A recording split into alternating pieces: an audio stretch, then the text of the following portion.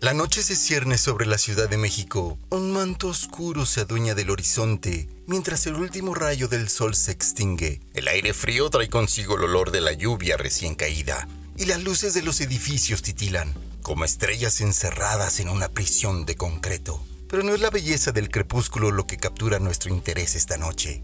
No, es una historia inusual, escalofriante y fascinante a partes iguales, que nace en la vibrante urbe mexicana. A esta historia la llamo El cataléptico de la calle Donceles.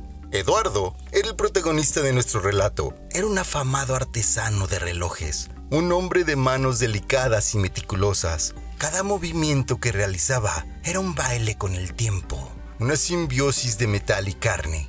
Eduardo tenía un secreto. Sufría de catalepsia, una afección que puede inducir episodios de rigidez muscular y pérdida de la respuesta a los estímulos externos. Una noche, Eduardo fue encontrado en su taller, inmóvil, con un reloj a medio hacer en su mano. Los vecinos, confundiéndolo por muerto, llamaron a los servicios médicos, quienes confirmaron el diagnóstico erróneo. Eduardo fue llevado a la morgue, aunque su mente seguía completamente consciente y atrapada en un cuerpo inmóvil.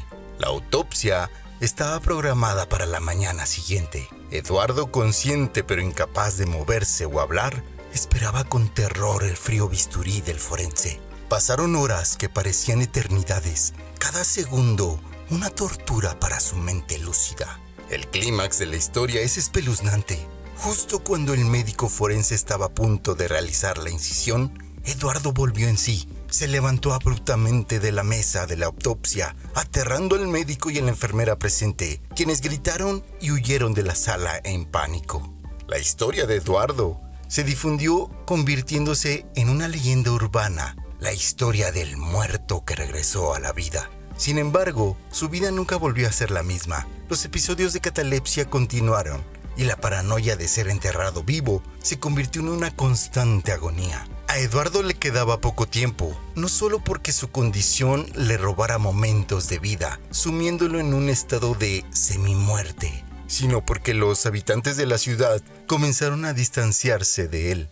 El hombre que alguna vez fue admirado por su habilidad para manipular el tiempo, ahora era temido. La gente susurraba historias sobre su resurrección, aterrorizando a los niños con cuentos de un hombre que podía burlar a la muerte. El aislamiento, sumado a su padecimiento, llevó a Eduardo a la locura. La paranoia se convirtió en su compañera constante. El miedo de caer en otro episodio de catalepsia y ser enterrado vivo lo consumía. Para prevenir este horror, Eduardo empezó a dormir en un ataúd, en el que instaló un dispositivo de alarma por si se despertaba durante uno de sus episodios. Una noche, durante una tormenta intensa, la electricidad en la ciudad se cortó. Los residentes se encontraron envueltos en la oscuridad y el silencio.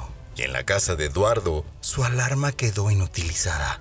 Esa misma noche, Eduardo tuvo otro episodio de catalepsia. Pero cuando la electricidad volvió, ya era demasiado tarde. Eduardo despertó en la oscuridad de su ataúd.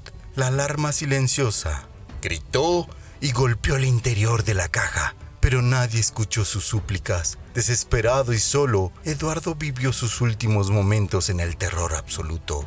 En la mañana, encontraron su cuerpo en el ataúd, una expresión de horror eterno en su rostro. Eduardo, el relojero que jugaba con el tiempo, había sido vencido por él.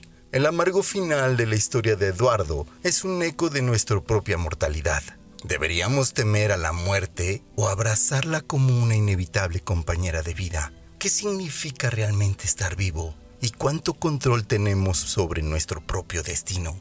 Esta historia la escuché por ahí. Creo que le pasó al relojero de un amigo. Espero hayan disfrutado de la historia. La reflexión que me deja esta historia es sobre el poder del miedo y cómo puede dominar nuestras vidas si lo permitimos. La vida de Eduardo estuvo marcada por el temor a la muerte, un miedo tan intenso que, al final, lo llevó a su propia tumba. Nos recuerda que el miedo, aunque natural, no debe dictar nuestras acciones y que a pesar de todo, siempre debemos buscar la luz en la oscuridad.